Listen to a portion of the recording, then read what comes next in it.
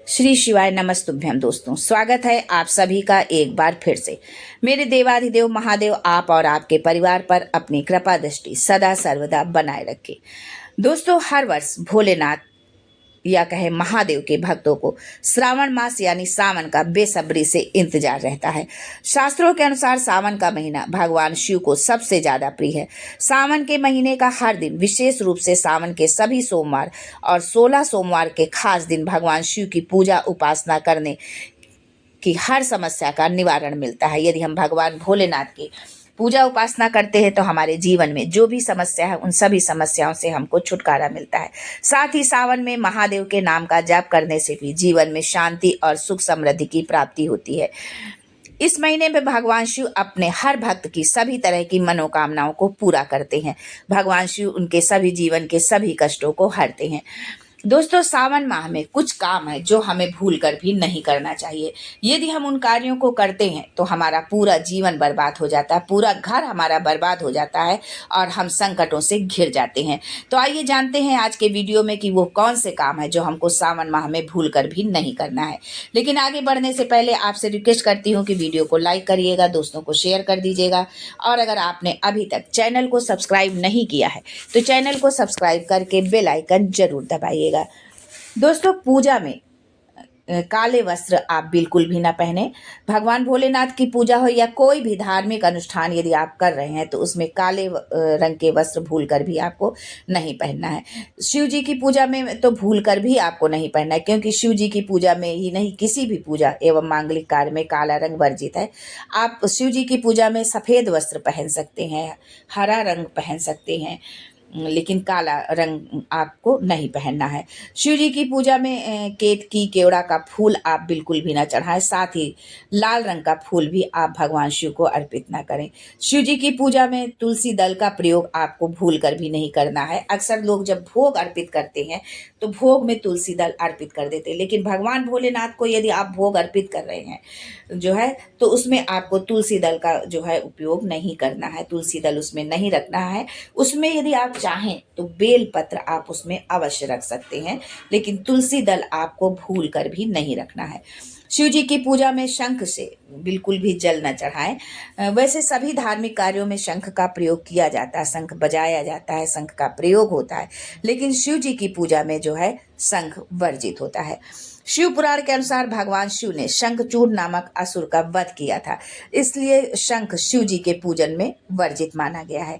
कुमकुम का प्रयोग आपको नहीं करना चाहिए, क्योंकि कुमकुम सौभाग्य का प्रतीक होता है, जबकि भगवान शिव वैरागी हैं, इसलिए शिव जी को कुमकुम नहीं चढ़ता है। भगवान शिव को हल्दी अर्पित नहीं की जाती है, क्योंकि हल्दी स्त्री सौंदर्य प्रसाधन में प्रयोग की जाती है और शास्त्रों के अनुसार शिवलिंग पुरुषत्व का प्रतीक है। भगवान शिव को खंडित अक्षत नहीं चढ़ाने चाहिए। खंडित चावल अपूर्ण और अशुद्ध होते हैं। कटी फटी बेलपत्री भगवान शिव को गलती से भी आप अर्पित न करें। अगर नहीं है तो भगवान भोलेनाथ में जो यदि आप मंदिर में पूजा कर रहे हैं, जो बेलपत्र चढ़ी हुई है उसी बेलपत्री को आप पुनः जो है पानी से धो करके आप उसको चढ़ा सकते हैं, लेकिन आपको कटी फटी बेलपत्री भूल कर भी नहीं चढ़ाना है। साथ ही आपको ये भी ध्यान रखना है कि जो आप बेलपत्री चढ़ाएं उसमें 3 पत्तियां जरूर होनी चाहिए, 3 से कम नहीं हो जो है। किसी किसी बेलपत्री में 4 पत्तियां भी होती हैं तो वो और भी श्रेष्ठ होता है। यदि 4 पत्ती वाली बेलपत्री मिल जाती है तो आप उसको जरूर चढ़ा सकते हैं। सोमवार के दिन महिलाओं को बाल जो है धोना चाहिए जो है। ये बाल बिना धोए आप भगवान भोलेनाथ का पूजन बिल्कुल भी ना करें, क्योंकि भगवान भोले नाथ की पूजा में शुद्धता बहुत जरूरी होती है। सावन में लहसुन प्याज और मदिरा का सेवन आप बिल्कुल ना करें। शुद्ध सात्विक भोजन का आप सेवन करें। आपने उपवास रखा है उस में तो आपको करना ही नहीं चाहिए, लेकिन यदि आपने सावन में व्रत नहीं रखा है फिर भी आपको इन चीज़ों का प्रयोग नहीं करना है। किसी का अपमान न करें और न गलत शब्द किसी को बोले जो है। ऐसा करने से जीभा पर बैठी माँ सरस्वती का अपमान होता है। शिव जी की पूजा के साथ नंदी की पूजा भी की जाती है, अर्थात शिव पशु प्रेमी है। 4 पैर वाले पशु को अर्थात गाय माता की पूजा अवश्य करनी चाहिए और गाय माता को कुछ न कुछ अवश्य आप खिलाना चाहिए। यदि आप सोमवार का व्रत रख रहे हैं तो उसके अगले दिन गाय माता को व्रत खोलने से पहले कुछ जरूर खिलाएं, फिर स्वयं आप ग्रहण करें।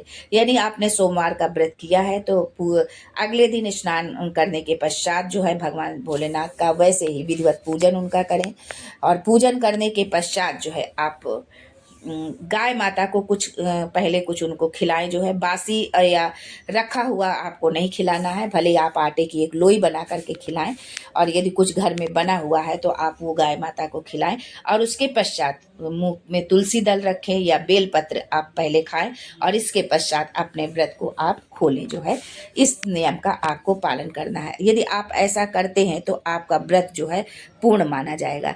इस दिन बैल के साथ अनुचित व्यवहार ना करें, अर्थात उसे मारे पीटे नहीं। ऐसा करने से भगवान शिव क्रोधित होते हैं। जो है आप किसी भी जीव को किसी भी तरह की हानि ना पहुंचाएं।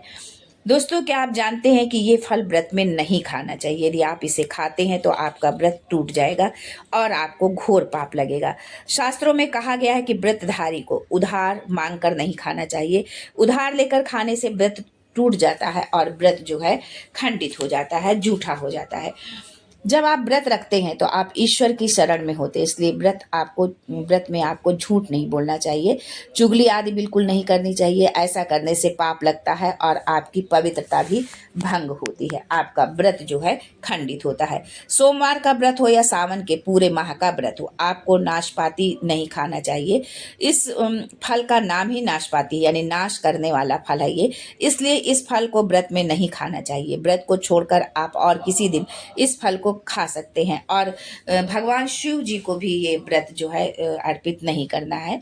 शिव जी पर भी नाशपाती आपको बिल्कुल भी नहीं चढ़ाना चाहिए। कुट्टू या सिंघाड़े का आटा भी नहीं खाना चाहिए, यानी कि लंबे समय से रखे हुए आटे में कीड़े हो जाते हैं। ऐसा आटा खाने से आपको मांसाहार करने का पाप लगेगा और आपका व्रत खंडित हो जाएगा।